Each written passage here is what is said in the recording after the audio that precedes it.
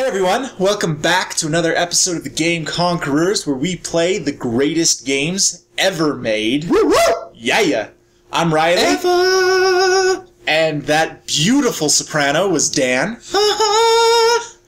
And Ryan's over there rocking the bass. So today we're playing God of War 3. If you own a PlayStation 3 and have not played this game, if you own a PlayStation 2 and have not played 1 or 2, shame on you, because these games are awesome. Oh, and I'm playing. Shame on you. So I don't own a PlayStation 3. Still shame on you. Yeah. But this game makes you sorely regret that decision. No kidding. So, unfortunately, this is another one of the games we had to record twice due to technical difficulties. I blame Ryan this time, though. It was my fault every other time, but this time it was Ryan's my fault. But, so last time, I pretty much said nothing the whole time, because I was just sitting there with my jaw dropped, just, like, in awe at the amazing, like, beautifulness and awesomeness of this game. Yeah.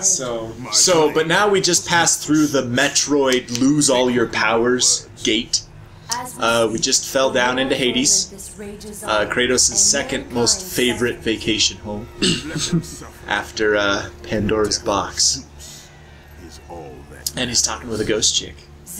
Ghost Athena. The ghost of Athena. Who's that big ogre statue dude in the background? That's Hades. And if we're lucky, if I can play through this fast enough, we might get to fight him.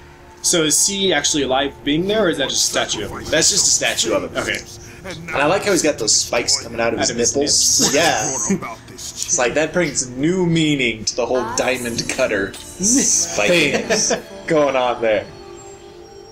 She just went through Kratos' spiky nips. It's cold in the underworld. Yeah.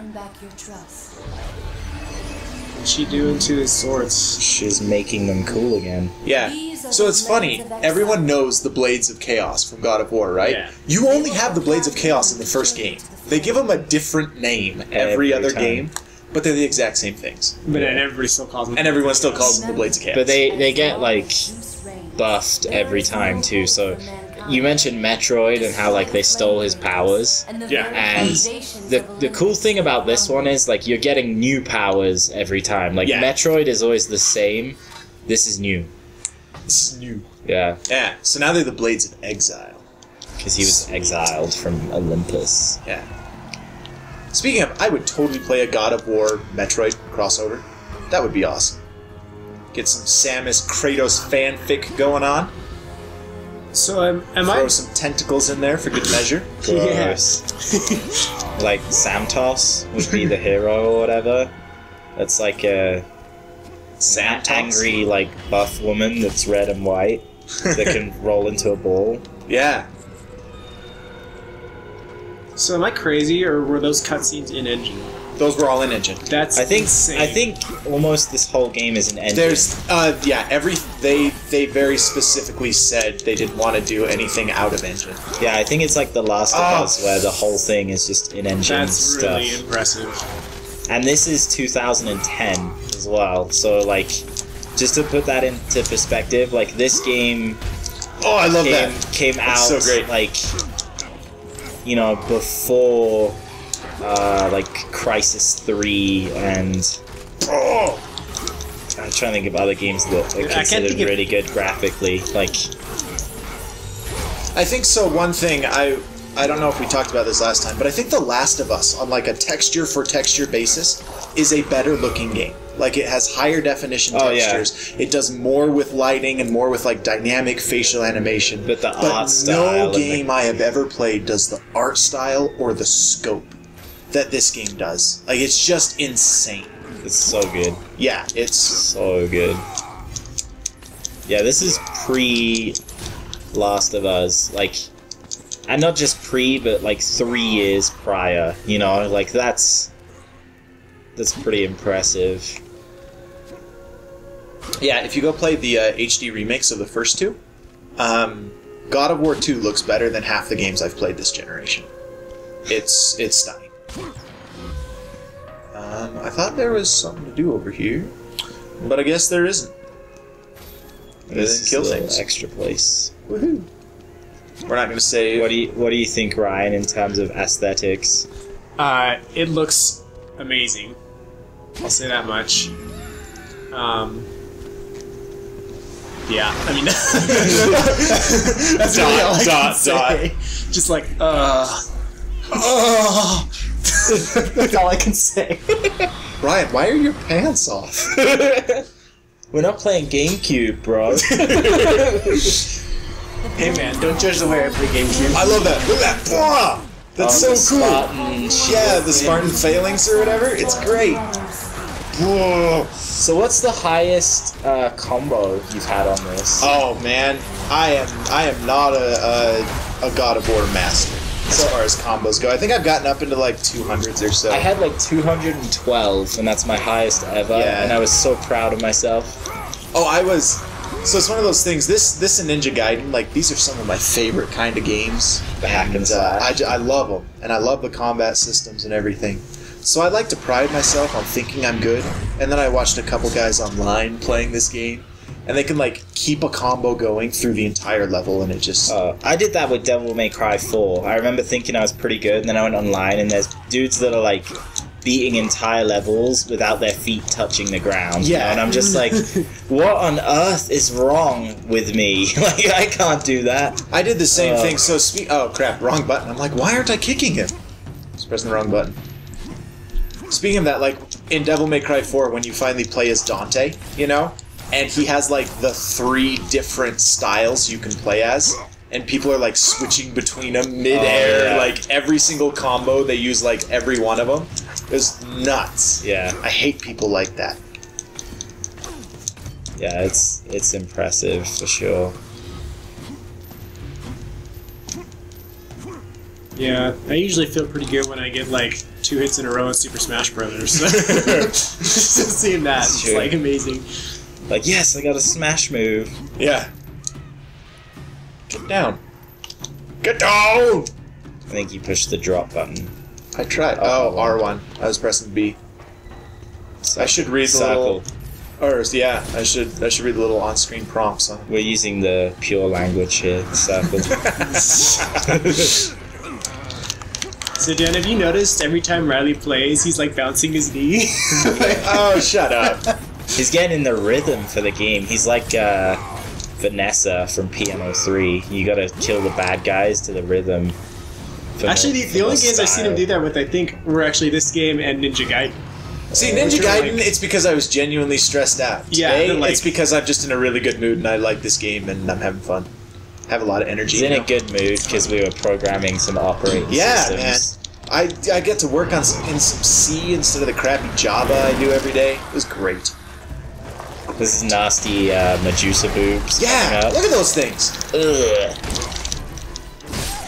That's right. I love that. Finish like, her ripping her down the like snake title or whatever. That's great. So I remember one time I was visiting this family. Whoa! They had like a 7-year-old Oh yeah, kid. you can. Can't you could. I'm wiggling it. Oh, okay.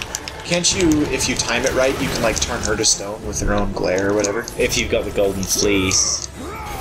Oh, which I don't have yet. Oh no! Wrong character. That's right. Just use him as a shield. Bam! This is great. Yeah, she's dead. She's like trying to get away. He's just like, no, you don't. Back to my story. So Sorry. no, it's okay. So this family, they had like a 7-year-old kid, right? And he's got his Vita or whatever, or PSP. I don't remember what it was, but so he's playing one of the God of War games on there. Or whatever. I'm like, oh, that's cool. Let me see. And so I'm watching him play or whatever. And then he comes up to Medusa, and she's like totally topless or whatever. And I'm like, do your parents know what you're playing? Like, you're 7 years old. Yeah. And like, I just couldn't believe it.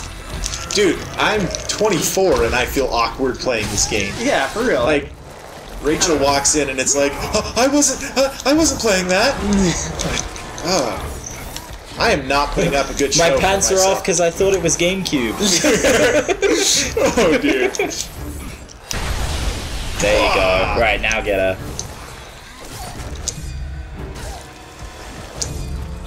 So this is like the first game to do QuickTime events, isn't it? I don't know if it was the very first. I think the very first was what's it? Dragon's Lair, right? Isn't that whole game just quick time events? I don't even know. I don't know.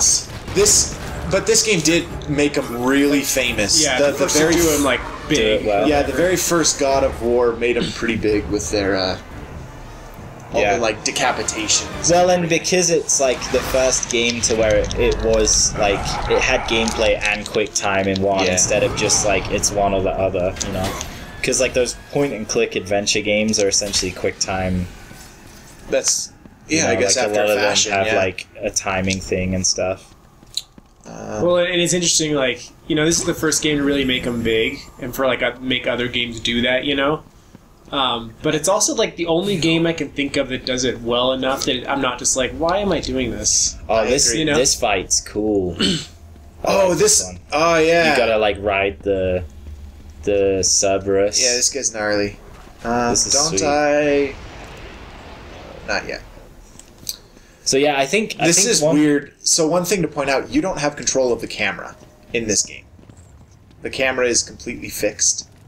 And it's kind of weird sometimes. Give me your bow. And let me skip. Cutscene.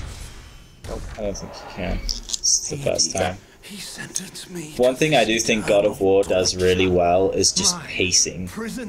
Like, I can't think of any game I've ever played that does pacing as well as the God of War series. Just, like, there's that right amount of, like, action and exploration and platforming throughout the entire game. It's incredible. Yeah. And just the pacing in the combat, too, is, like, pretty much perfect. It's so good. So, like I said, I haven't played God of War. And I hate to bring it up, but Dark Souls also has really good pacing. Yeah. As far as, like, you know, making you think that you're safe or whatever, and then right then is when you get to the next bad guy that just destroys you around the corner or something. What am I missing? Yeah. Pacing is... I think pacing is more important in a game than it is in a movie. Because... I mean, there's lots of films that don't have great pacing that are still, like, good and fun to watch. You just have to be quick, I think. Like, you run along and... Before it before it falls down. But I can't get up there. No. Go.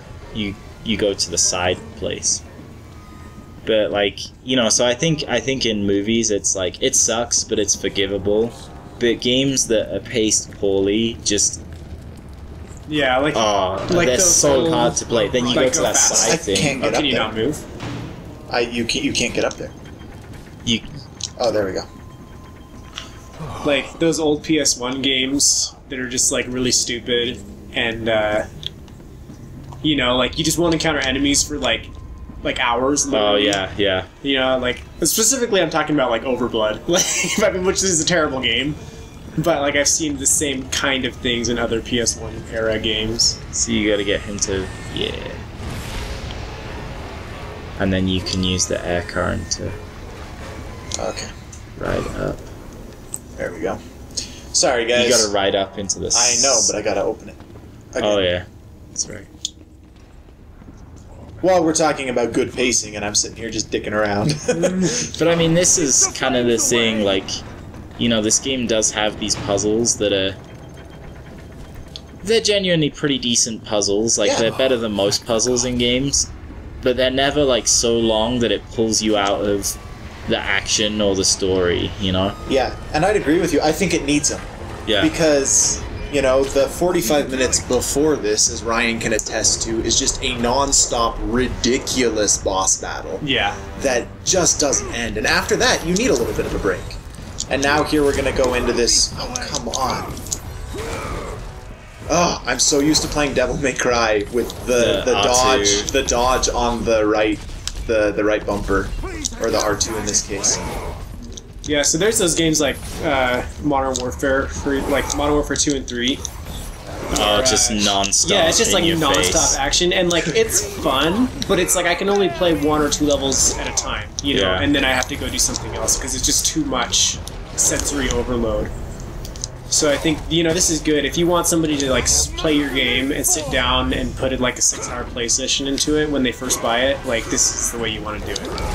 Yeah. So another game that I think really nailed pacing was Resident Evil 4. Yes. I think that game has the perfect blend of, you know, action and exploration and puzzles and stuff. Like, just... There's a very good reason why that is one of my favorite games of all time. Just the timing, like, oh, so good. So good. So, like, just watching you play this game, I'm wondering if it's too low on our list. Like, what do you guys think about the placement? I don't know, man. We've got a lot of really great games on our I know we have list. so many awesome games, but, like...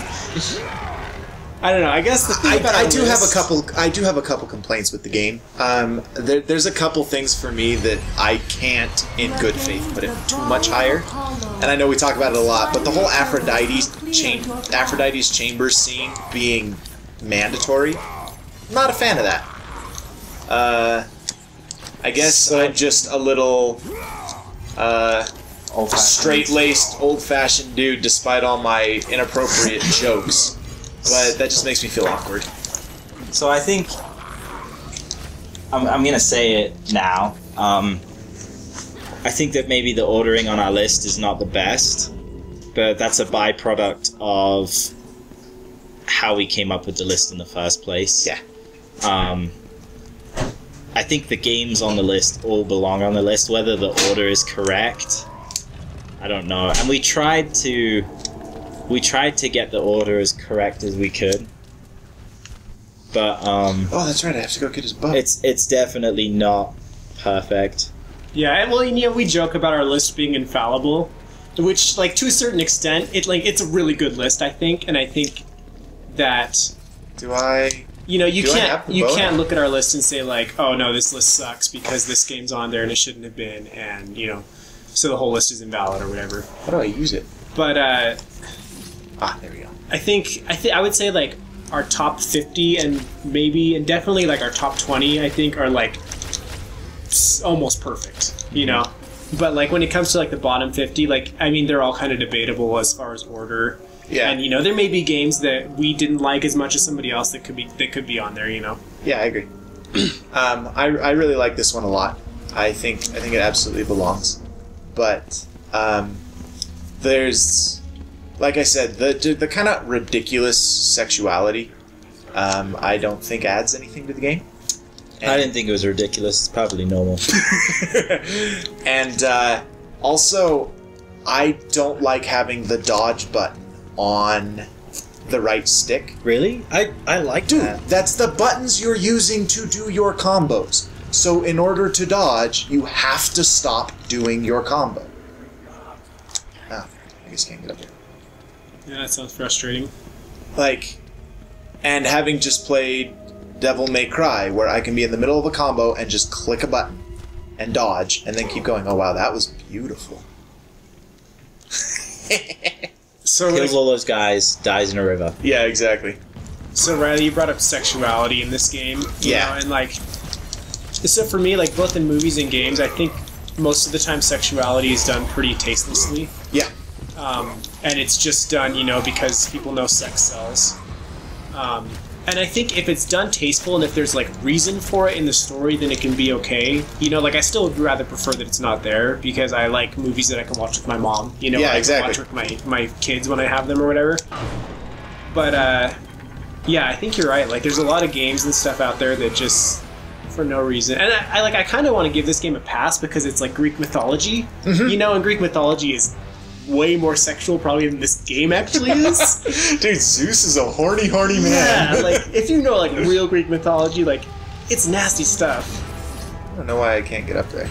See, I feel like, you know, I agree with what you're saying. I think when character is broken to include, you know, nudity or whatever, then it's stupid. But I will say that as far as this game goes, I don't think character is ever broken. No. Then again, he only has like one character attribute, and that's he's pissed off. Yeah, but I mean, like, as far as the world goes, and you know, it's pretty awesome. I'm gonna agree. I do think, you know, we've got some tasteful stuff like that coming with 50 Shades of Grey. Oh yeah. And all of that. But yeah. So, never mind. I'm not even gonna bring it up. I read a review of 50 Shades of Grey the other day. I have no interest in actually reading the book, but enough people were complaining about the casting for the movie. Because, yes, we're getting a movie. Because we need that. You can't just go Google, like, HD abusive porn, because that's not enough. We have to get a movie of it. And then a lot of people were pissed off about the casting. So I was like, well, I should actually read what this book is about. And I read some excerpts from the book. Wow. Was that like a good wow or a bad? No, that was a bad wow. Both. These heartbeat things kind of suck. Yeah, they do. But if you grab them, you can pull their wings off. Yeah.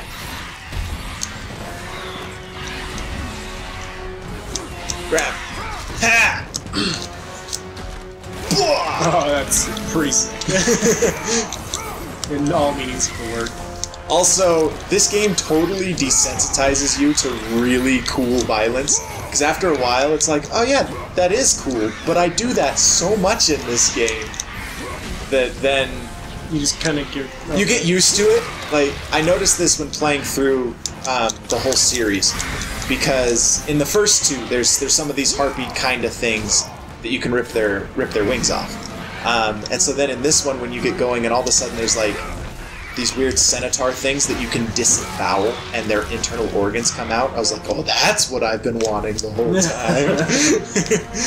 Yeah, they do kind of have to, like... They have to keep you run the upping risk the of needing to ante. one-up yourself, like, Yeah. every time. But, I mean, you know... They do if it. You've read, They pull it off. if you've ever read, like, the Iliad, Yeah. I mean, it's essentially...